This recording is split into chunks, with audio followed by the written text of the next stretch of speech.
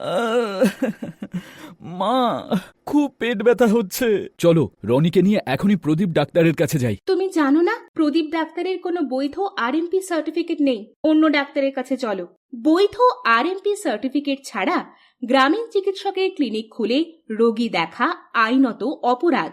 বৈধ চিকিৎসকের কাছে রোগীর চিকিৎসা করান। যে সমস্ত গ্রামীণ চিকিৎসকের বৈধ আরএমপি সার্টিফিকেট নেই তারা বেলঘরিয়ার 14 বছরের পুরনো BMETI থেকে আরএমপি কোর্স করুন। কোর্সগুলি হল: 1.